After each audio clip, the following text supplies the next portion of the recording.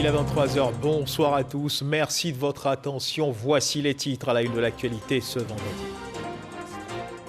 Le 27e congrès de l'UPU, l'Union Postale Universelle, s'est achevé ce vendredi. Le chef du gouvernement, Patrick Hachi, présent à la clôture de l'événement, a rendu un hommage au président de la République, Alassane Ouattara, maître d'œuvre de l'organisation de ce congrès. On en parle en début de journal avec notre reporter Cheikh Koné. Au Sénat, les nouveaux sénateurs élus au terme des élections sénatoriales partielles tenues le 31 juillet 2021 ont été officiellement accueillis et présentés à l'institution au cours d'une cérémonie présidée par le président du Sénat, Ahoussou Kouadio-Jano. Ils ont reçu leurs attributs. C'était à la permanence du Sénat d'Abidjan. Le ministre de la Réconciliation nationale et de la cohésion sociale a rencontré la star internationale de musique reggae Alpha Blondy en audience. L'artiste venu apporter son soutien à la mission de réconciliation des Ivoiriens. Il souhaite jouer sa partition pour l'Union nationale. Vous l'entendrez dans cette édition. Voilà pour l'essentiel. Bonsoir à tous, merci de nous suivre. Fin à Abidjan ce vendredi du 27e congrès de l'UPU, l'Union Postale Universelle. Présent à la clôture de ce congrès, le chef du gouvernement Patrick Hachi, qui n'a pas manqué de rendre hommage au président de la République Alassane Ouattara, maître d'œuvre de l'organisation de ce congrès. Au terme des multiples échanges qui ont eu lieu pendant ce congrès, une stratégie dite d'Abidjan a été adoptée à la grande satisfaction des congressistes. Reportage signé Cheikh Koné. C'est le premier congrès hybride de l'histoire de l'Union Postale Universelle, mais surtout un congrès historique pour l'Afrique qui reçoit cet événement mondial, 87 ans après l'Égypte. L'Afrique a invité les acteurs du monde postal sur cette terre. La Côte d'Ivoire et Abidjan les ont reçus dans la plus grande hospitalité à l'ivoirienne. Le 27e congrès a tenu toutes ses promesses pour les participants. Le mérite revient à la Côte d'Ivoire et à ses autorités. J'aimerais féliciter le gouvernement frère de la Côte d'Ivoire pour l'excellente organisation de ce congrès de l'Union Postale Universelle. Nous sommes effectivement à la fin et nous pensons que toutes les sessions durant ce congrès vont servir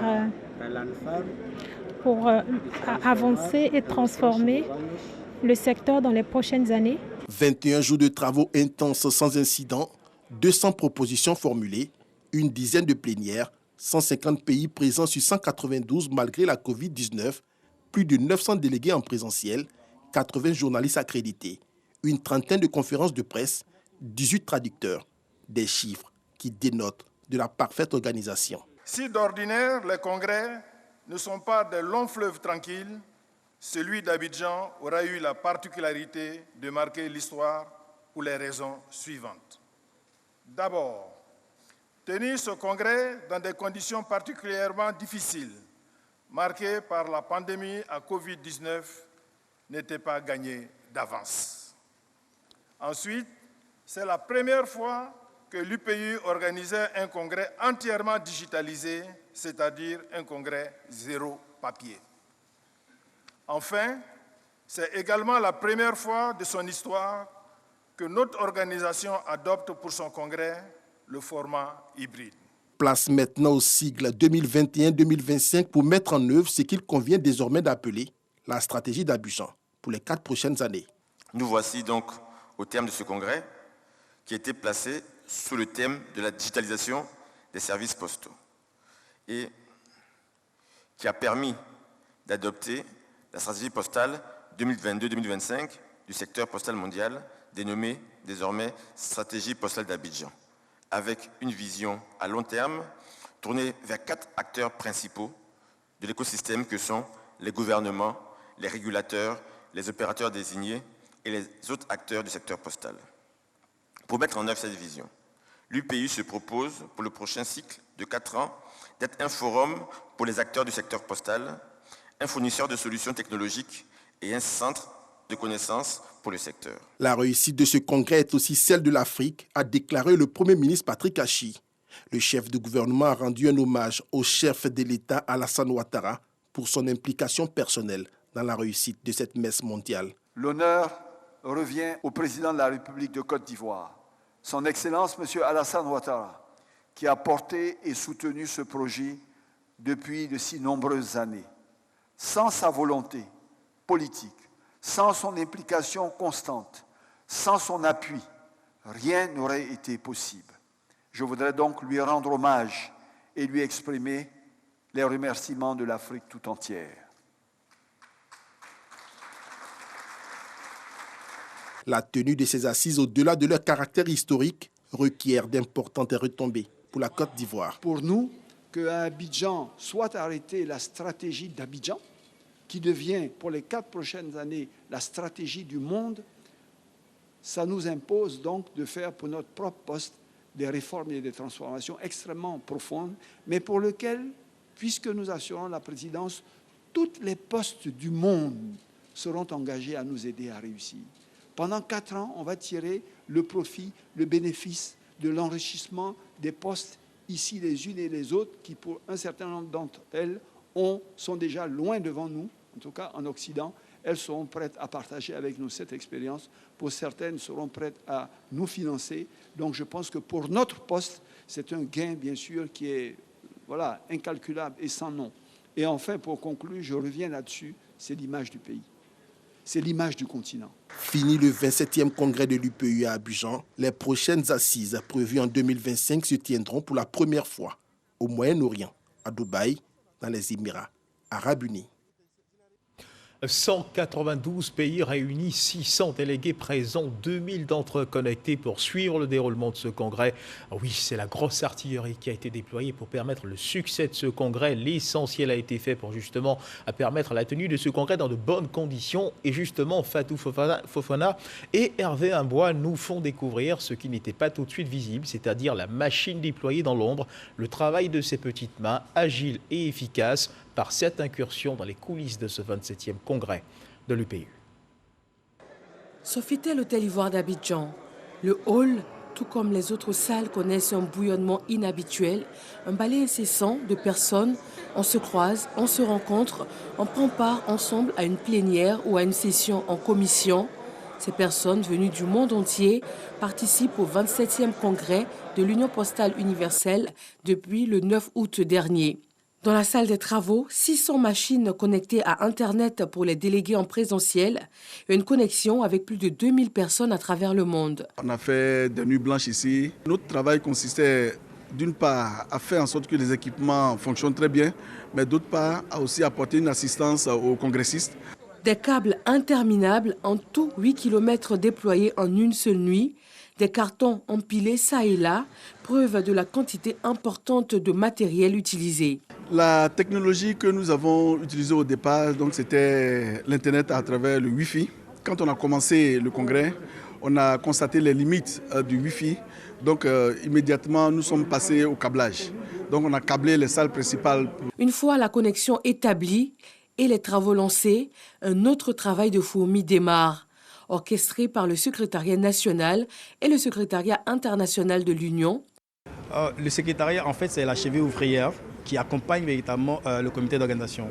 En fait, nous avons un travail d'ombre, mais en même temps, nous coordonnons tout ce qui est au niveau de la commission, au niveau du flux des informations entre la tête du comité d'organisation. Tout ce qui est comme document, tout ce qui est comme activité et tout ce qui est comme coordination de réunion, tout ça, c'est ce que nous on fait en arrière-plan. Tout ce travail de 192 pays membres de l'Union postale universelle est observé, analysé et relayé au monde entier par pas moins de 80 journalistes accrédités pour l'événement, dont une quinzaine venus de plusieurs pays. Le principe ici de ce centre qui a été financé par le gouvernement dans le cadre de cette organisation est de recevoir des journalistes qui viennent chaque matin, ils restent toute la journée, parcourent les allées du congrès, participent aux 2 conférences de presse quotidiennes que nous avons.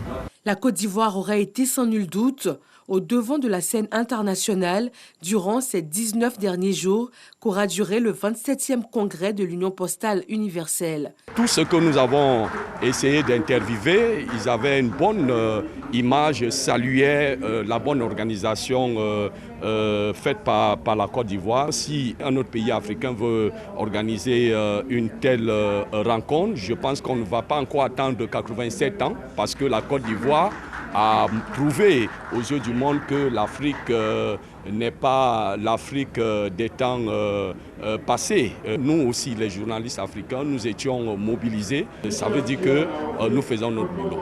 Prochain rendez-vous, les Émirats arabes unis en 2025.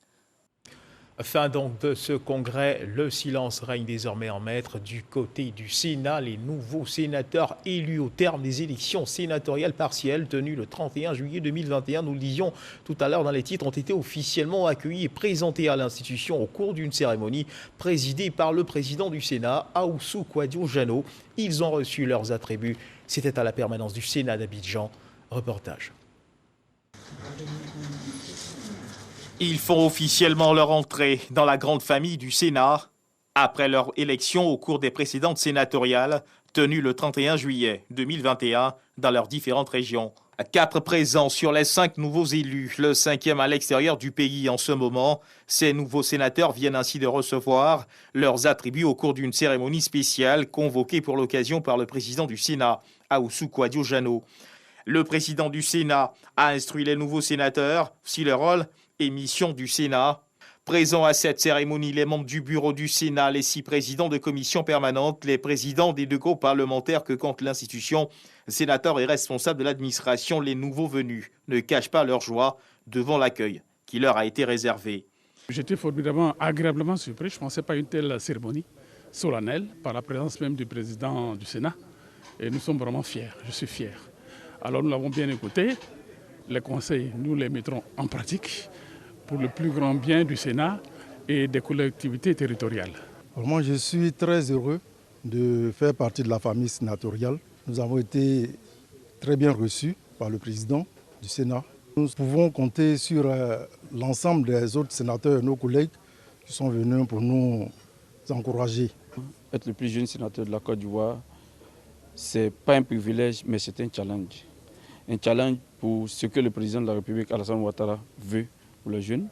Un challenge pour ce que toute la jeunesse veut montrer en termes de compétences, en termes de sagesse. Tous nos aînés, nos ministres se sont impliqués pour atteindre cet objectif.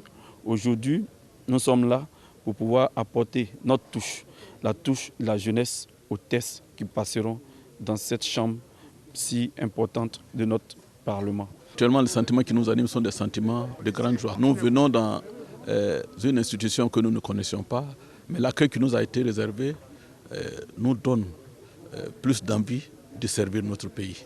Alors, je voudrais remercier Monsieur le Président du Sénat et tous les sénateurs et ses collaborateurs. Tous élus sous la bannière RHDP, une satisfaction pour le groupe parlementaire RHDP de l'institution. C'est le peuple de Côte d'Ivoire, à travers les grands électeurs, qui a pris la main tendue du président Ouattara en offrant 5 parlementaires pour venir appuyer l'action politique, pour venir confirmer leur adhésion autour du programme politique du président Alassane Ouattara, notamment une Côte d'Ivoire solidaire. Elle est solidaire au nord et au sud, mais elle est également solidaire au Sénat, avec 83 sénateurs sur 99. Aux nouveaux élus, le président du Sénat, Ahoussou Kouadio-Jano, a eu des mots de bienvenue avant de les instruire sur la marche de l'institution et les inviter à prendre toute leur place dans la dynamique parlementaire engagée par le Sénat. Ce sont des gens d'expérience, ils viennent de divers horizons et ils vont apporter quelque chose de nouveau, compte tenu de l'expérience passée. Voici le plus jeune qui nous vient du Kabadougou, et M. Diaby, qui est là, il devient le plus jeune sénateur. Donc vous voyez la composition du paysage, jeunes, anciens, hommes d'expérience. Les jeunes vont nous apporter leur hardiesse, leur fougue. Mais les anciens sont là pour tempérer la fougue, mais tout cela pour construire positivement. Ils peuvent dès à présent commencer à siéger avec leur père. À l'université Nord-Sud, le ministre du Budget, Moussa Sanogo, a invité les étudiants à développer de bonnes habitudes et d'avoir des relations saines avec l'argent et la nation. C'était ce vendredi dans le cadre d'une conférence dénommée Meet and Greet sur les questions budgétaires et les techniques de réussite à l'école. Entre autres objectifs de cette conférence, présenter un exemple de réussite aux étudiants et leur donner surtout de nobles sources d'inspiration. Les détails avec Dangui. Après un peu plus d'une heure d'échange avec le ministre du Budget et du Portefeuille de l'État dans le cadre de la conférence dénommée Mythes et Grut de l'Université Nord-Sud, les étudiants repartent convaincus qu'il est possible de réaliser leurs rêves. À travers son discours et autres, je vois que j'ai rien à perdre, quoi. Malgré la situation des parents et autres, je me dis que moi aussi je peux réussir et que je peux être comme lui aussi un jour. Quelquefois dans la vie, face à certaines situations, vous êtes prêt à relâcher.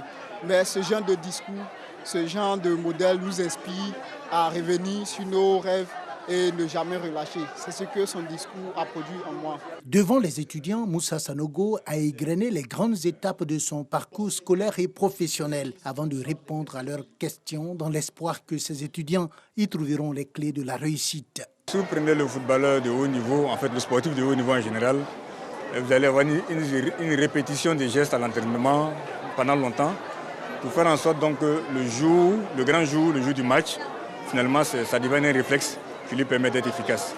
Et plus ils auront l'habitude donc ces jeunes de faire des efforts répétés, le jour où ils seront dans des positions où on exigera d'eux un niveau de disponibilité important, ils sauront faire face aux responsabilités importantes qui seront les leurs.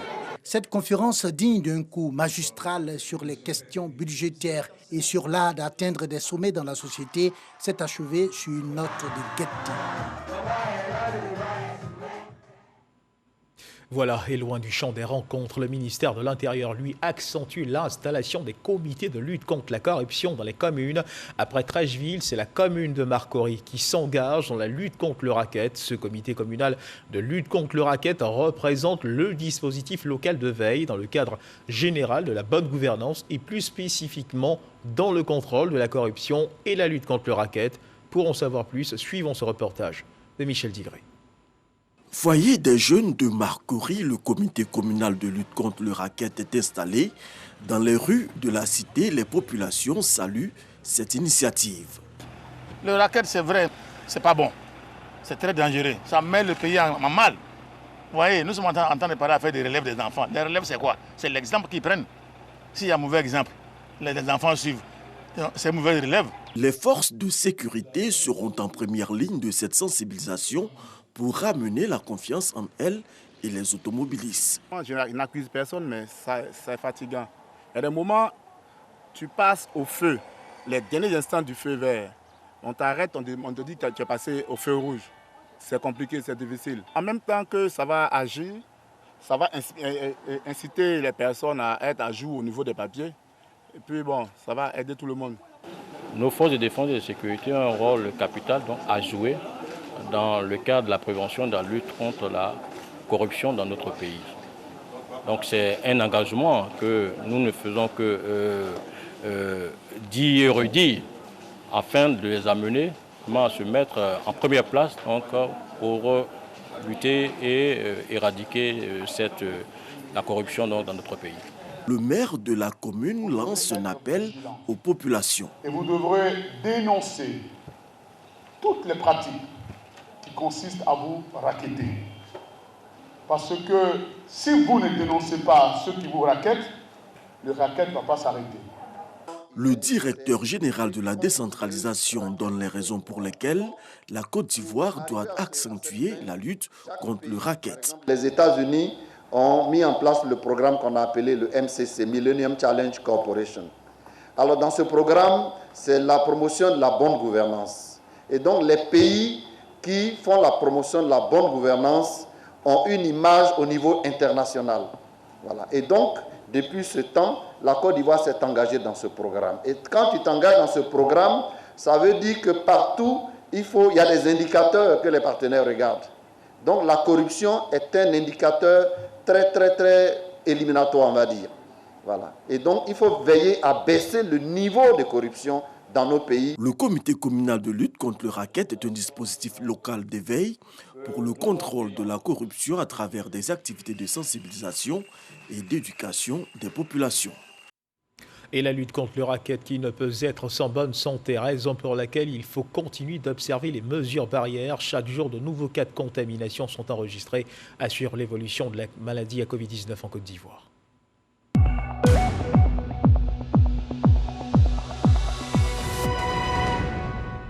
Le ministère de la Santé, de l'Hygiène publique et de la couverture maladie universelle a enregistré ce vendredi 27 août 2021 267 nouveaux cas de Covid-19 sur 4556 échantillons prélevés, soit 5,9% de cas positifs, 98 guéris et 2 décès. À la date donc du 27 août 2021, la Côte d'Ivoire, notre pays, compte donc 54 566 cas confirmés, dont 53 027 personnes guéries, 416 décès et 1123 cas actifs. Le nombre total d'échantillons est de 883 824.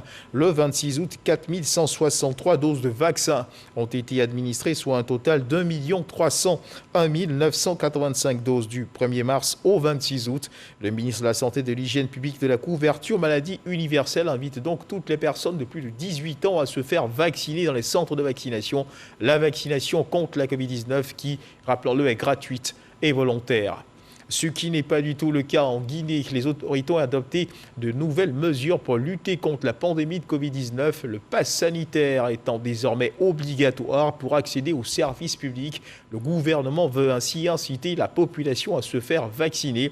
Devant la recrudescence des cas de coronavirus, son obligation date du 10 août dernier, mais l'application de la mesure a débuté hier jeudi 26 août 2021.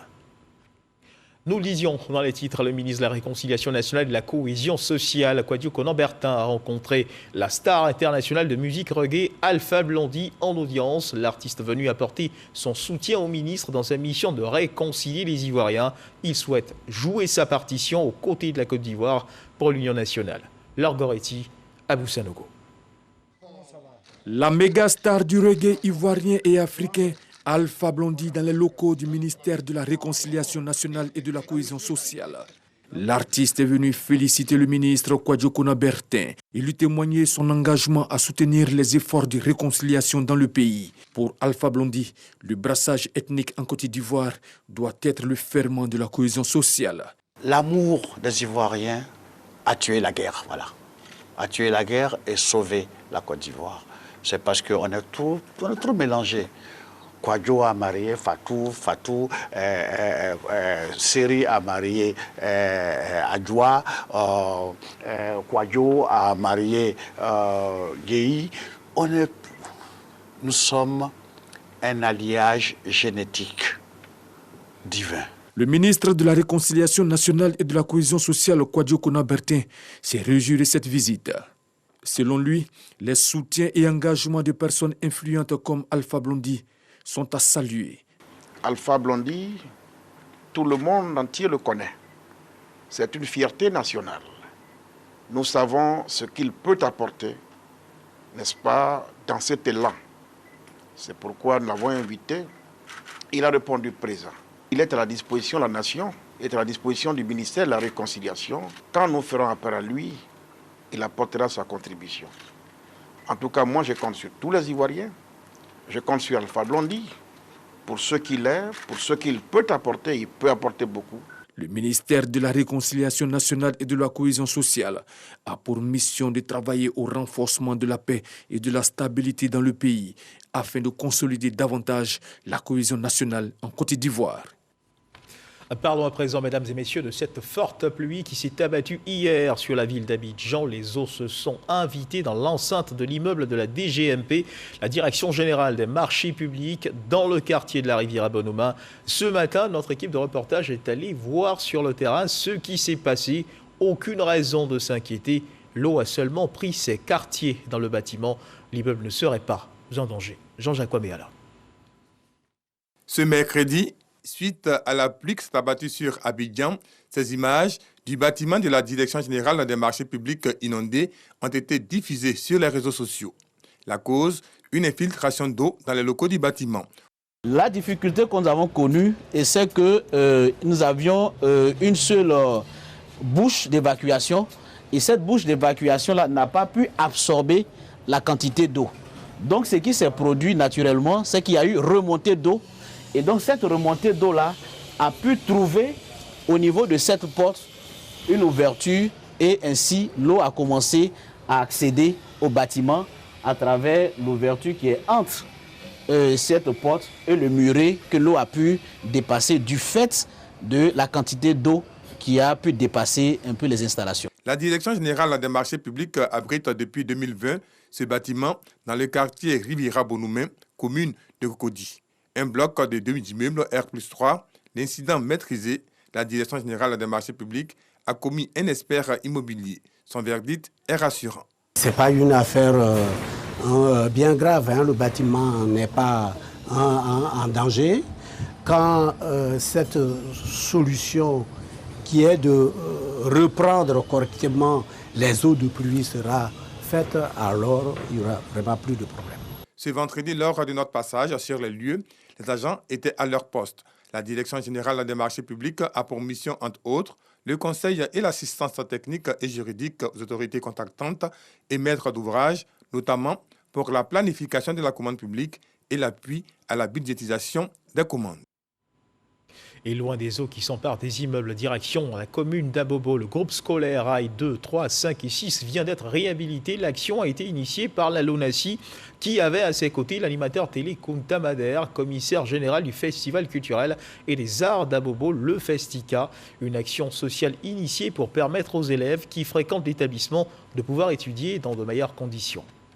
Reportage. Les élèves du groupe scolaire EPP Bad Avocatier et leurs parents ont des raisons d'être heureux en ce moment. Et pour cause, leur école, grâce au partenariat entre le Festica, Festival culturel et des arts d'Abobo, et la LONASI a été réhabilitée. Les clés ont été remises aux responsables de l'établissement scolaire. Ici, le cadre est créé pour que les enfants puissent avoir à manger sur place et ainsi leur chance de réussite s'augmente encore. Et c'est le lieu de remercier encore M. Kunta qui a agi par ses relations à travers justement le Festica. Aujourd'hui, je me réjouis, je dis merci à Dieu qui m'a inspiré. Parce que vous pouvez avoir une idée, mais si Dieu ne vous donne pas la force de réaliser cette idée-là, ça ne peut pas se faire. Bien évidemment, il faut savoir que c'est notre mission citoyenne, c'est notre raison d'être, et de pouvoir collecter l'épargne publique volontaire et de redistribuer. Et dans les œuvres sociales, vous avez des écoles, des maternités, des hôpitaux. Karim Ouattara, représentant le directeur général de la LONASI, a également félicité Kunta Mader, l'initiateur de cette opération. Outre la réhabilitation des bâtiments, l'école a été dotée d'une cantine. Et remontons ensemble l'échelle du temps. En 2018, le village de Daïri, dans le département de Lakota, voyait son marché être emporté par un vent violent. Ce drôle événement n'est plus qu'un lointain souvenir. Le conseil municipal de Lakota, dirigé par le maire Sami Meri, vient d'offrir un nouveau marché à ce village. Coût de sa réalisation, 35 millions de francs CFA. Mama Traoré pour les détails. Daïri, village situé à environ 10 km de la ville de Lakota, bénéficie d'un nouveau marché. Il est bâti sur une superficie de 6000 m² et comprend un grand préau abritant 65 places et une dizaine de magasins aux alentours. Un site moderne aux normes sécuritaires et sanitaires viables, adapté au commerce de marchandises et de produits alimentaires. Sa réalisation est un motif de soulagement pour les populations et surtout pour le maire qui en avait fait la promesse aux populations de Daïri. Chers parents de Daïri, le conseil municipal et moi-même, nous sommes donc vos défenseurs et nous sommes prêts pour vous. Nous sommes prêts pour vous. Nous sommes prêts pour vous. Et nous sommes prêts pour accompagner Daïri encore dans son développement. 35 millions de francs CFA, c'est le montant qu'a investi la mairie de Lakota pour réaliser le nouveau marché de Daïri. Pour rappel, l'ancien avait été emporté par un vent violent en 2018. Et dans l'actualité internationale, en Afghanistan, au lendemain des attentats à Kaboul, 5400 personnes étaient encore massées à l'aéroport, espérant être évacuées. La France a indiqué qu'elle souhaitait poursuivre ses opérations, mais sans aucune garantie, et l'espoir des réfugiés faiblit. La France assure qu'elle ne reconnaîtra pas le régime taliban tant qu'un certain nombre de conditions ne seront pas réunies. De leur côté, les États-Unis ont rejeté toute possibilité d'une reconnaissance dans l'immédiat du régime des talibans par les talibans ou les alliés. C'est la fin de cette édition. Merci de nous avoir suivis. Agréable fin de soirée. Dieu vous garde, Dieu garde la Côte d'Ivoire.